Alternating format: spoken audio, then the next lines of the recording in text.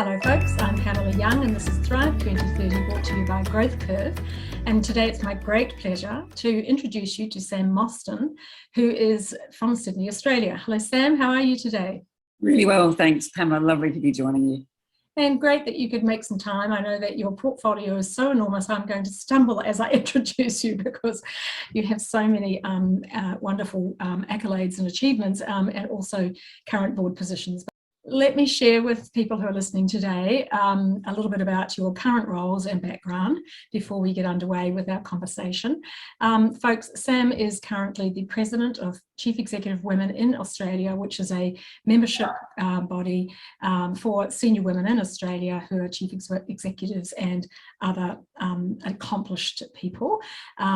She is also the chair of the Climate Council, which is one of the things that we'd like to talk with her about today. Sam also sits on the Mirvac board and is the chair of Citi Australia Commercial Bank. Correct me, Sam, I think I've got that right or wrong. Consumer Bank will do, but yes. Consumer Bank, there you go. Foundation for Young Australians, Australian Investing in Women, Ausfilm, ANROWS, and many others. So I'm just not sure how you managed to squeeze us in today because you have such a big portfolio, but we thank you for your time. Sam, would you mind if we start with your role at the Climate Council? You have been on the board for some time, you're the chair now, but before that you were also involved in some other climate and sustainability organisations. So you have been involved for quite some time. Can I ask you, would you tell us what you have observed over that last decade or so and what the Climate Council's current goals are? Thanks, Pamela. It certainly has been a really encouraging and transformative decade. That despite sometimes thinking we're not making enough progress, there is a lot that has been happening. And my interest in climate really came through working in an insurance company, which we can talk about later, but actually seeing climate risk through the lens of insurability and the like, and that was back in the early 2000s. But I have been really lucky to be involved in a number of climate-related organisations, and chairing the Climate Council now after a number of years on that board is a great vantage point to look at the climate system and what's been happening most recently. I also served for a long time as a foundation director on ClimateWorks Australia. And I guess it's the combination of the work of ClimateWorks, which looks at pathways to decarbonising and very, very important work around industry level work that can be done to decarbonise. And then Climate Council, which was the reconstructed or phoenix-like rising Climate Commission that used to be a government instrumentality, but was sacked by Tony Abbott when he became Australia's Prime Minister. And in the nights or days after the Climate Commission was effectively sacked as being not needed for the Australian government, the public actually, there was a kind of fundraising campaign with the public that saw enormous amounts of public interest saying, actually, with that group of people and that group of climate experts, we want them to continue. So the Climate Commission became the Climate Council, and the Chief Climate Councillor was Tim Flannery, and he's still our Chief Commissioner. Yes. And young climate activist Amanda Mackenzie, who had founded the Youth Climate Council years before, remained as the Chief Executive, and Amanda today still is the Chief Executive of the Climate Council.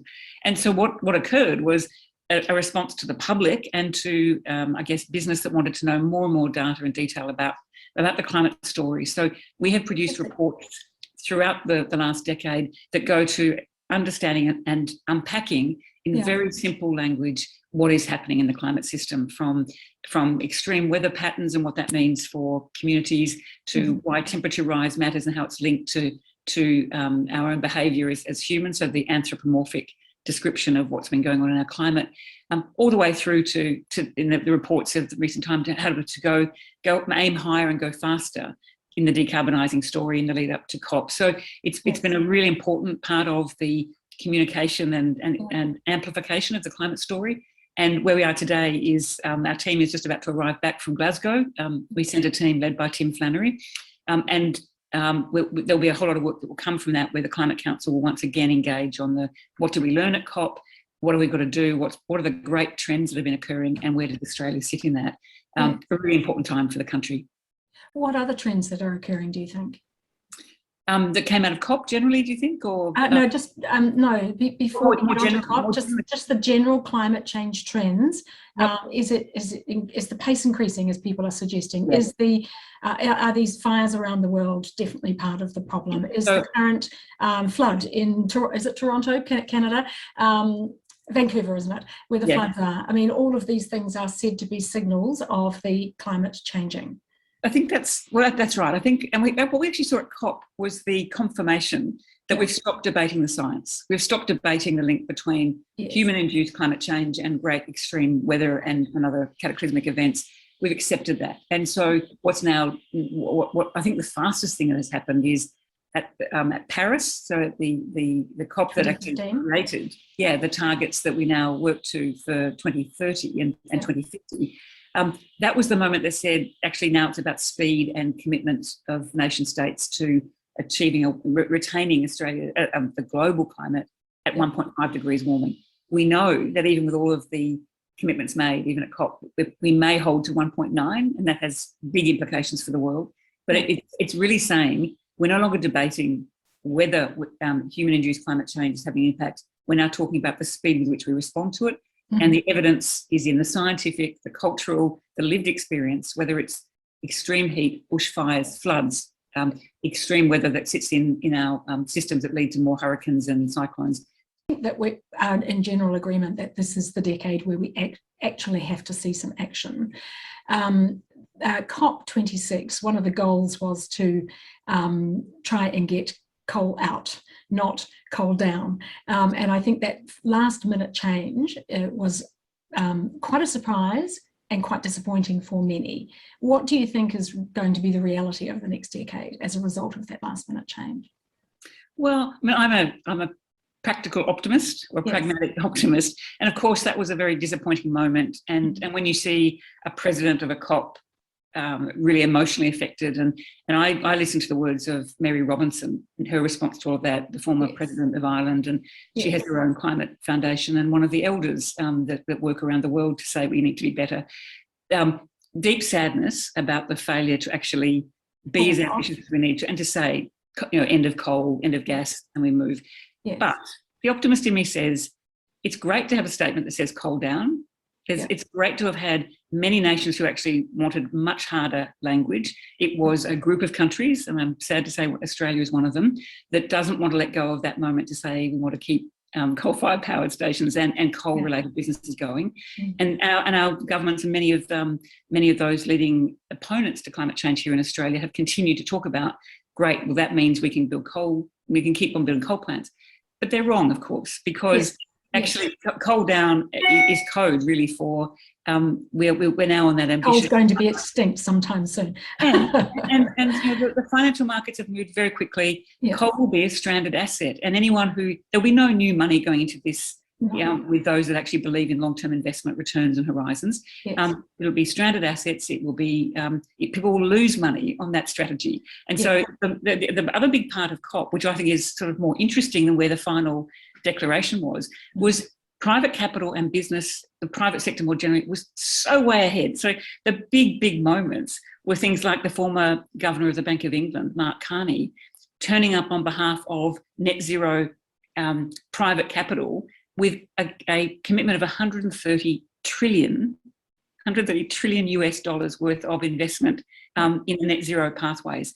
And so you're seeing the private sector and capital and really engaged people pushing harder and harder.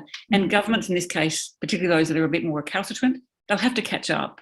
And at the end of COP, alongside that rather watered down statement, was the commitment to be back in a year and to revisit that and the commitments. So, I'd say this time next year we'll be talking about another year's evidence, another year of the climate changing and people experiencing those terrible moments of heat or storm or whatever it might be. And we'll be back discussing stuff very rapidly. So the optimist in me says it's a shame that humanity can't get together in that moment. And yes. You just have to look at the news this week with New Delhi covered in smog. They've only got 5 of their 11 coal-fired stations in New Delhi operating this week because of the smog. And they do say that this is the time of year that it gets worse because the surrounding regions are burning off farms. But for that to happen the week after they say, no, we can't meet your goals, is a bit of a irony, don't you think? it is ironic, but again, India at COP did really interesting things and committed to a pathway to renewables. Now, their pathway was slightly longer, but in the middle of that were some very big commitments to electrify and decarbonise quickly.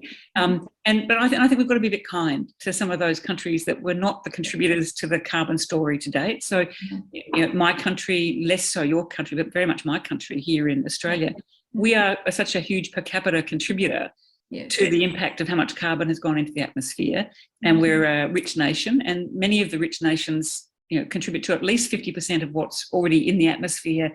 So we've been causing that kind of damage that countries, certainly small island states, the Pacifica and other parts of the world already are feeling that impact, having not been a contributor to carbon at all.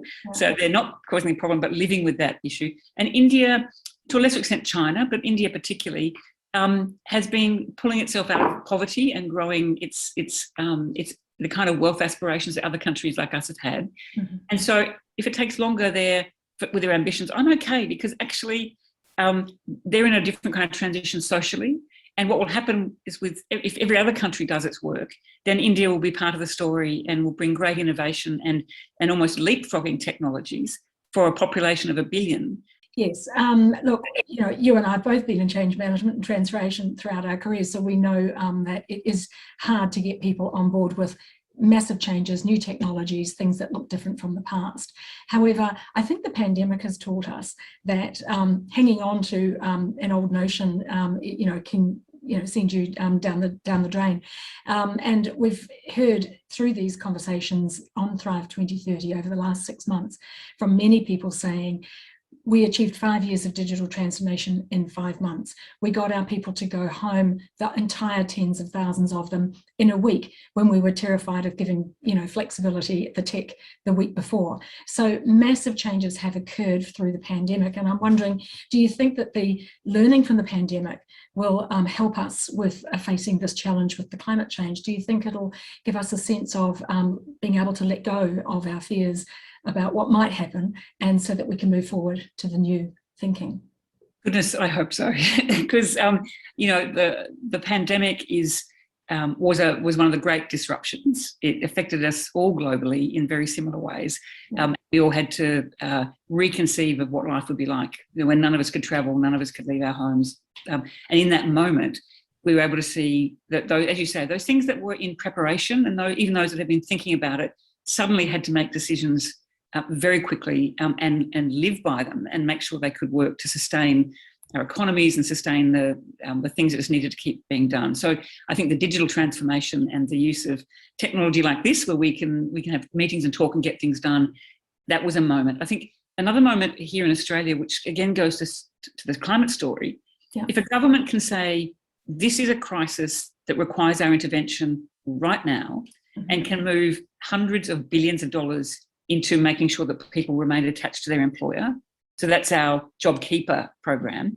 And then a Job Seeker program and we'll give money to those that can't get work at the moment because there is no work to get, but we're going to keep them whole so they don't fall out of the system. Those decisions, together with closing the national border particularly, ensured that Australia could come through fairly well, and better than you might have thought at the beginning. And yet there's no way pre-pandemic that a government could have committed hundreds of billions of dollars to effectively a social welfare net to make sure we got through and that people remain connected to their employer, and made those big payments and got that money out the door. Those kind of payments would have taken, if not years, decades, in a system that was actually lumbering along with policy and budget year and what will the public let us do, and we want to be in surplus, not deficit. Those arguments just went, and those decisions were made in days. And the same way the GFC monies flowed. And so if we can do that, if we think the pandemic was a challenge to our future prosperity and our health and well-being, we know, and Bain and Company have issued a report actually during COVID, that COVID is just the dress rehearsal for the level of disruption economically and social of climate change impacts. And so if you can move money and change policies in that moment, absolutely you can do it on climate. You could say we will decarbonise, we'll electrify everything, we'll set a target, not just for 2050, but for 2030. Let's just be ambitious. And if I give you a kind of an example of where the private sector has led on this, an announcement we made just this week on one of the corporate boards I'm on, at Mirvac, so we're a property developer and we build a lot of infrastructure here. Our Chief Executive, Susan Lloyd-Hurwitz, at our AGM just this week, was able to announce that we had hit our internal carbon positive target, so that's the carbon intensity of our internal operations, Scope 1, that we'd met our target to be carbon positive this year, 9 years early, of our target of 2030. Fantastic. And so what did that mean? That meant back in 2014 and 2015, a carbon positive target was set for 2030. The company rallied around it, knew exactly what that target meant. It was an ambitious target at the time. It was seen as, oh, really? Do we really think we can do that? But Susan and her team, supported by the board, said, absolutely, that we're in the business of actually leaning into this. And if we don't set these really ambitious targets, we'll just keep doing business as usual. So we're going to have to innovate and we're going to learn. And of course, what happens, you set a target, you change the conversation, and we had that conversation with our investors and then with all of our own people. The reason we hit it so much earlier is that once you get started, the effect of what you're doing suddenly plays into other changes that are happening, new partners emerge, and you get this cumulative and escalating change that guarantees you get there earlier. But you only get to do that if you go early. You don't get to catch up by saying, well, we'll revisit a target at 2030 and we'll catch up. You don't get to catch up.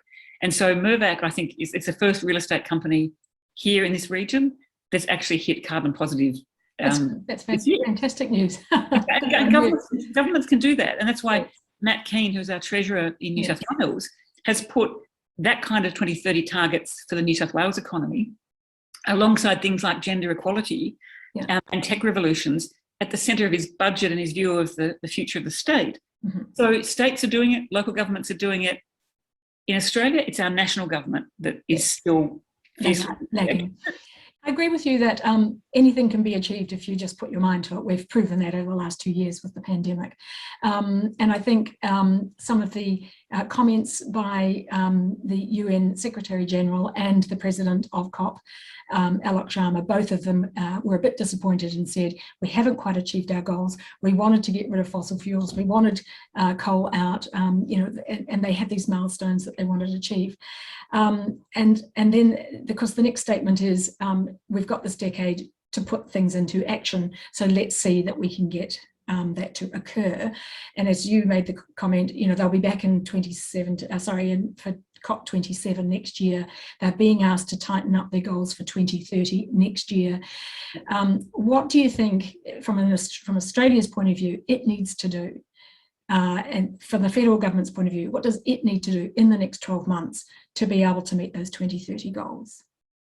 So just straight up, the Australian government's got to actually lean into the 2030 timeframe and not keep on saying we're 2050 and somehow our roadmap will get us to 2030 just because we trust technology will suddenly emerge. They've got to be intentional and purposeful, and they've got to listen to what's happening in the capital markets and the private sector, because that is rapidly moving. And the consequence of them not doing it is as much about what they failed to do with the attraction of other capital to the country and stopping cross-border adjustments that might catastrophize or cause problems for our export markets. We're a big exporter, and we know that in the European, perhaps even in the Asian and US context, if there are tariffs that are put on those products and services that don't come from countries that have got an aggressive decarbonising strategy, then the cost of our exports, the ability for us to be a really growing and functioning trading partner, it puts us at a very big disadvantage. And over time, big licks of capital start to sort of avoid Australia because of the lack of certainty of the 2030 target. So there's some big consequences. And I think it's a government that's going to have to think very clearly about this as it goes into an election. So we have a federal election sometime between now and May. We presume It's in that kind of March, May period. Yeah. But the public has moved dramatically. So I think this will be an election that's fought as much on climate as it is on some of the impacts of things happening to women and the kind of rising inequality that's occurred, and is the felt experience of communities rather than the being told about the heroic, we're back, the engine room of the economy is travelling well, and that we can manage climate sort of almost on the side. You know, the public is going to be, I think, much more attuned to this, not just because of COP, but because of the companies they're working for that have made it a 2030 issue, the products and services they're buying and seeing, this new association with good business and good products and a 2030 ambition. There's lots of new pieces that a citizen is experiencing. And of course, the citizens then have a chance to vote. There are at least 6 seats that are held by the government at the moment that will have a new independent candidate running only on this issue of climate action, really predominantly. And so if some of those seats the government loses to an independent, then sits on the crossbenches in maybe a hung parliament or something like that, then climate is back. You know, it's the policy that will be back in Canberra for debate. And so I think government just has to move. They have their own problems in their own coalition with their National Party colleagues, and yet, and I guess this is where I also think the government hasn't seen the great opportunity for this country. You talked about what was disappointing about COP. There were a couple of things that were really stunning. 2 of them were things that were guaranteed to be dealt with, and one was the methane story. So the commitment to remove methane as a greenhouse gas. That's a very big, and that's a commitment all around the world. We are a big methane contributor. So methane's an important story. The rainforest story, the commitment to maintaining rainforests and growing forests and the natural capital stock of the world. And the natural capital piece, you know, we've got a task force on the environment, the cost of the environmental issues that already exist. There's now one that will be just on natural capital and on the value of nature. And so that goes to agriculture and soil quality and all kinds of things. That is the heartland of Australia's productivity in the agricultural and farming area and production of food. Yes. So if we're smart, we'd say, let's lean into the new task force on measuring and committing to preservation of natural capital. Because Australia could do that, and that's a net contributor towards avoiding catastrophic climate change, because these are the big natural sinks of carbon capture, not carbon capture and storage. These are the ones that absorb carbon in our soils and in our trees. So I just think there's lots of things that the federal government can do. But in the meantime, everyone else is doing great stuff. So just on that natural capital, I understand that the Blue Mountains area, which is one of the top 11 forests of the world, which we're aiming to protect along with the Amazon and Borneo, etc., and Tasmania, but the Blue Mountains area has been tagged as one that is at risk of adding to the carbon challenge at the moment because of the forest fires and erosion, exposing rock and so forth. Does New South Wales have a plan to deal with that? Yeah, I think this is where good advisors, I know that the Pollination Group, that's entire business it's an advisory firm that's based entirely on how do you monetize these issues and get action, how do you create climate bonds, how do you get markets interested in real decarbonising that you can prove and then put a value on. And the New South Wales government has increasingly been announcing extension of national parks and reforestation. And part of that is just a gift back to the public to say we need to maintain nature and that accessibility for the public. But underlying that is the beginning of governments to actually have their treasuries put a financial and economic value on the protection of natural capital that's both absorbing carbon and is important in the story about sustainability. And so there's an economic story under those things, and that has to match up with the loss of biodiversity and the loss of forest coverage that comes with those catastrophic fires, when they're not just the normal cool burning fires that we can manage, but they are those catastrophic ones that do so much damage that we lived through the 2019-2020 period here in Australia. So I think the New South Wales government is trying to balance that out and say, we get that that's a huge risk around the Blue Mountains area, but we're going to actually extend the footprint of national parks and protect them because we know of that value. And over time, and it's going to be the next couple of years, you will see, I think, rocketing up the public discourse, the investor discourse, and then governments. How do you actually put a value on biodiversity and natural capital How do we actually issue bonds around that? How do people invest in that? Because that's the new market for sustainability investing. I mean, throughout the pandemic, I've heard a lot of people saying, you know, the government needs to do this, the government needs to do that. And I quite often say to myself, you know, the government's called government because they govern. Do we really expect them to lead on the strategy? Do we expect them to lead on these massive changes? And what more can private enterprise do to partner with government? What are you seeing happening in Australia with major businesses? You know, the big listed companies, the big global firms, you know, they have power, they've got the influence, they get invited to the top table, they go on the trade missions, they have the ear. You know, they can do more, don't you think, to try and influence government to do what they need to do properly? Yeah, absolutely. If I break that down to a couple of things, if you look at the kind of leadership of today of the Business Council of Australia, led by Tim Reid, that with a full strength commitment to 2030 net zero carbon targets, you know, that's a mile away from where people thought big business was a decade ago, or would have observed big business to be protecting industry and protecting the fossil fuel sector, all those kinds of things. You've now got the key big business lobby saying we want government to set targets because we want certainty, stability, and you do your job on that part. We can bring the capital, we can do the innovating, but we do need government to play its role, as you say, in governing. Give us the framework that is clear and is globally competitive, so that we keep ourselves in the race with those that actually support many of our big listed entities. Our superannuation funds have also called for that. So our super funds, which are huge drivers of investment and look after the wealth of most of the Australian public who want to see good returns but done well.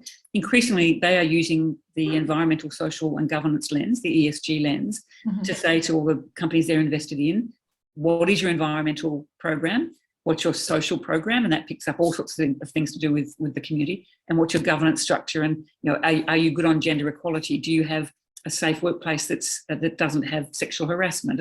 And are you an inclusive place that's dealing with the rights of Indigenous peoples or migrant people? And so that has changed dramatically. But if I come back to what government needs to do, and I think we're at risk of, after the big intervention in our lives, both with the money and then the shutdowns and holding us under lockdown and in the vaccination program, big interventions in our life. Of course, people want to say, I don't want government in my life much more. And that's a natural response. And I get that with those kind of issues. But where we do need government is as the scene setter and the stabiliser that then allows us to do the things that the private sector, in partnership with civil society, with the public sector and with government, can do. And I guess where I see that most profoundly is the 2030 targets, because that just settles the matter. But then on social issues, it would be great if government could actually set targets around what we believe gender equality looks like and how do we eradicate the risk to women about unsafe workplaces and sexual harassment and worse, and how do we actually support women to be equal partners in an economy that at the moment is skewed to our role being very much in the caring professions with low income, insecure work and not a full participant in an economy that needs every single person able to work.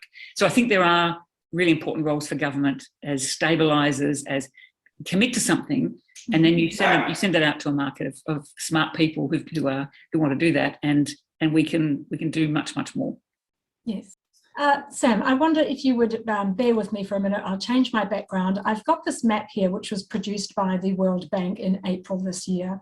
The map shows the countries that have an emission trading scheme or a carbon tax, or one that is scheduled to be put in place in the next few months or year, or ones that are under consideration. That's what the three different green, yellow and purple colours mean. Australia has no colour of either three, which means it's not under consideration, it's not scheduled and it's not in place. Would you tell us what the conversation is in Australia and why it's not underway, this conversation? Yeah. Well, thank you for showing that screen. It's a really important one. And of course, as an Australian, it makes me very sad. I will put aside for a moment my sense of anger and that kind of fury about how much we could have been well and truly in the green space over many years. But I'll just tell you why I'm sad. Back in 2004-05, 6 leading Australian companies that represented insurance, banking, fossil fuel sector, a broad range of climate impacted big organisations came together to found the Australian Business Roundtable on Climate Change. And in conjunction with some research that was done by the CSIRO about how effective an emissions trading system or some kind of cost on carbon would be to actually supercharge Australia's ability to innovate around removing carbon from the system. So by pricing it as a pollutant, making it something that no one wanted in their business that they would then work to remove, we were able to show how quickly that would drive both innovation in the transition, but also how quickly it would mean we could be a leader for the world to show how a pricing mechanism could give you the best way to get companies to change and to actually have an impact on the climate system. And so that report was presented to the then Prime Minister Howard in 2006, and he took to the 2007 election a commitment for a form of carbon pricing through an emissions trading system.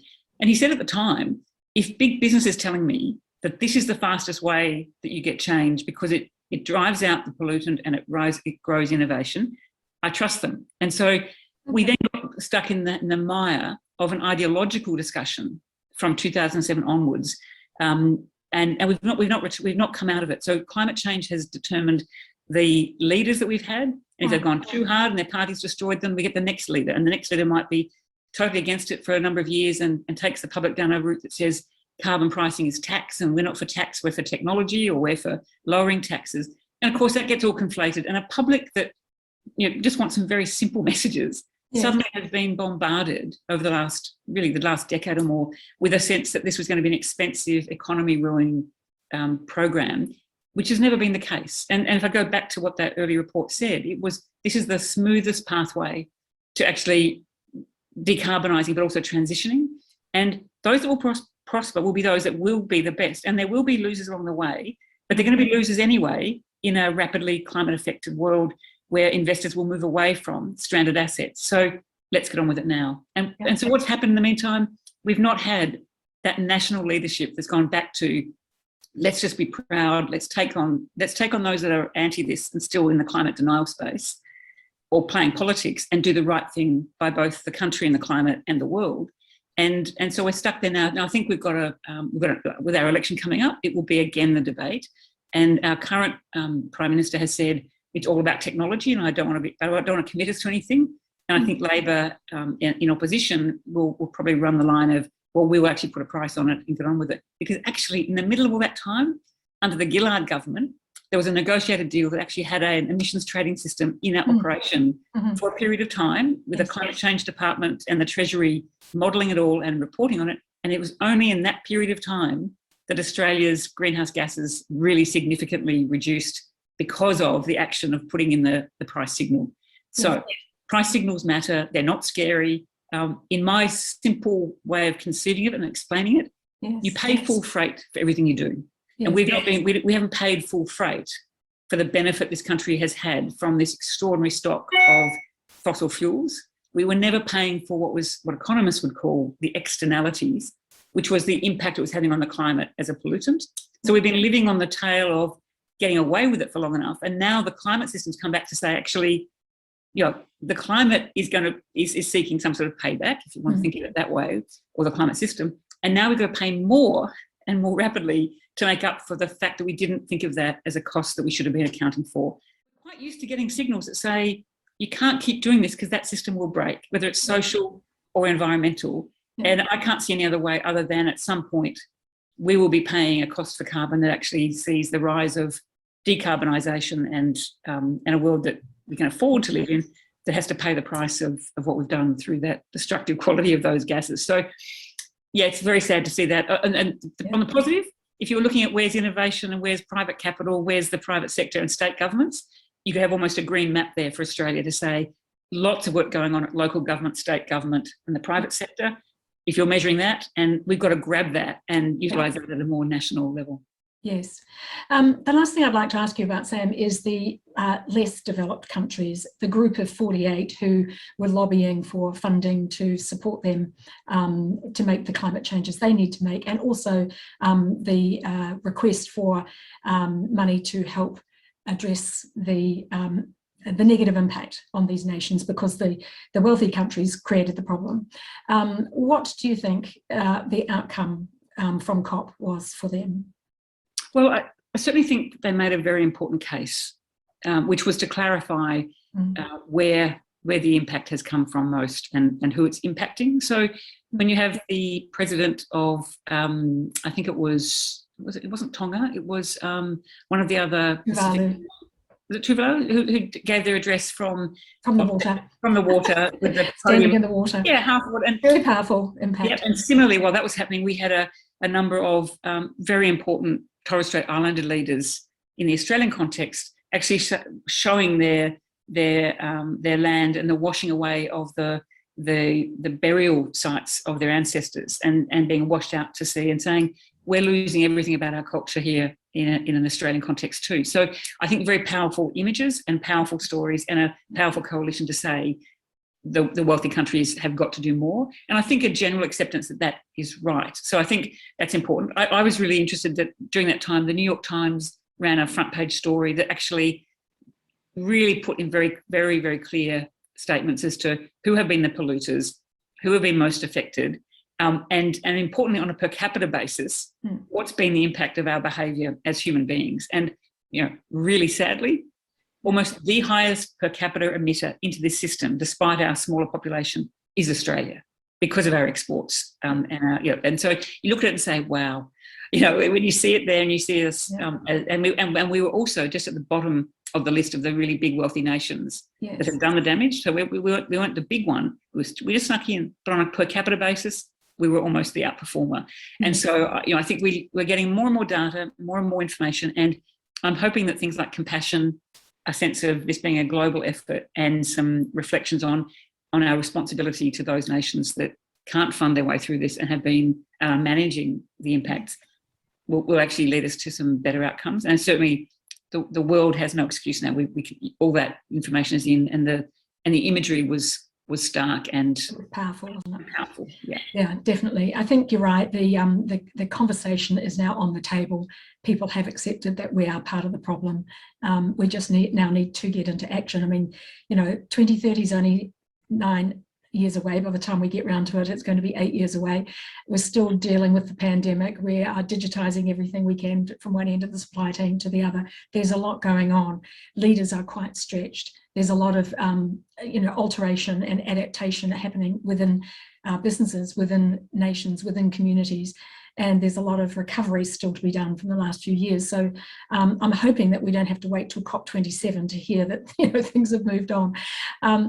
We could talk all day. I have 1,000 more questions, but we're running out of time, and I know you've got another appointment to run to. But before you go, can I ask you my last question, which is, if you were chief executive of the world at some point in the future, who knows, what would be the priority for you? Not necessarily to fix in the first 100 days, but to put on the table as being critical issues that you want everybody to take attention to. What are the things that you'd put on the table for the first 100 days? Wow, chief executive of the world. Yeah, that's a great role. I think it's great that if I was that person and I'm a woman, so that would be there you go. Given how we still struggle to support women chief executives generally. So what would I do? I think it's been implicit in our conversation today. We live in a really challenging time of our human history, and we're increasingly united around the globe by some pretty big things that we're all feeling. So climate change is not a story just about one part of the world, not another. We are now united in the experience of the climate impact story.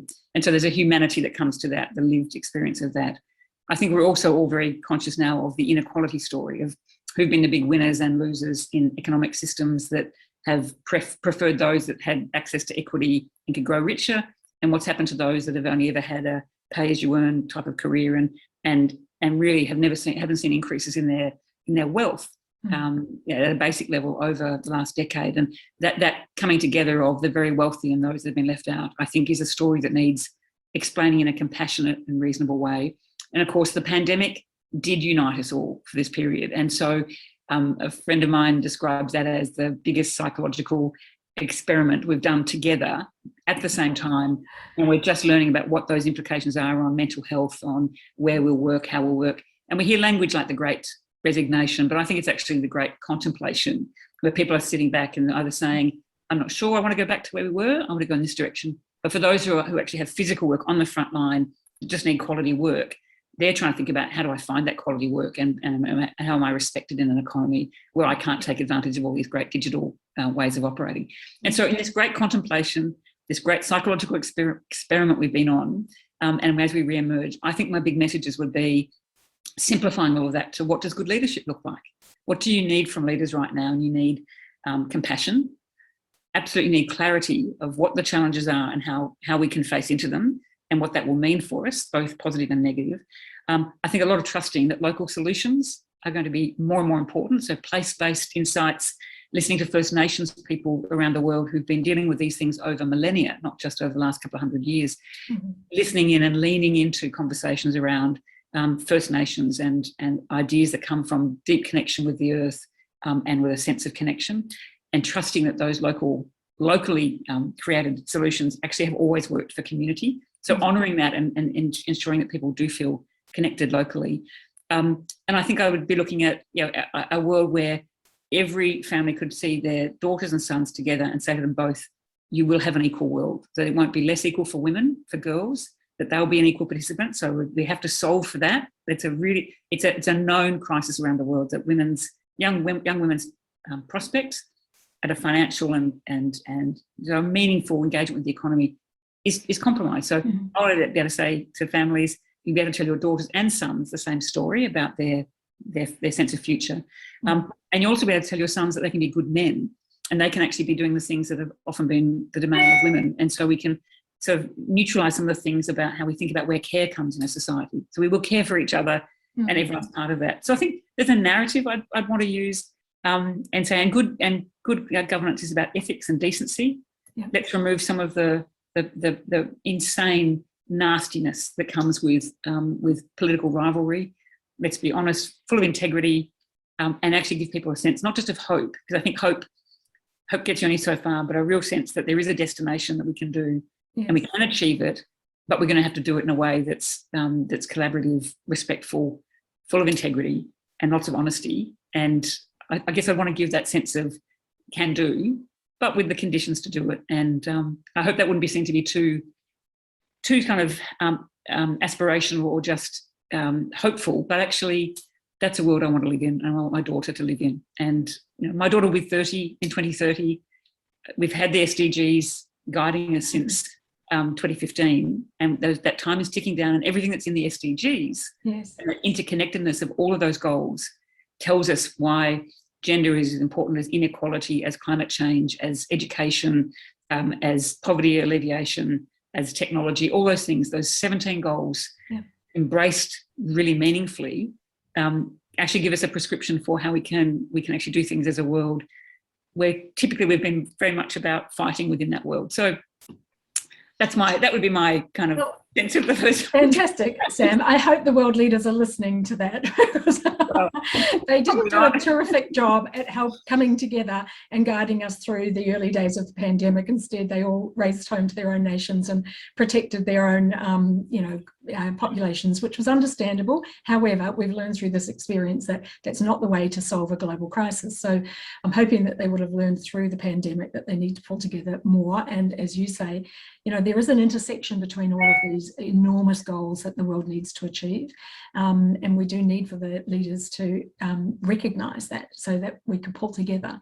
And thanks for raising the gender argument, because we haven't discussed that very much on Thrive 2030, but it is a really important part of surviving to 2030 and making sure that we use all the resources that we have, and making sure that we provide opportunity to both genders, or all genders, and across all nations. And I do feel that we need to do better, not just in gender equality, but in cultural diversity and supporting nations that don't get a fair deal, which is why I asked you that question about the less developed countries, and what do they get out of COP, because I do think that we need to focus more on that. Sam, it's been wonderful talking with you. It's so insightful. Thank you so much, Sam Mostyn from Sydney, Australia. We'll see you again soon, Sam. Thank you so much, Pamela. It's been a lovely conversation.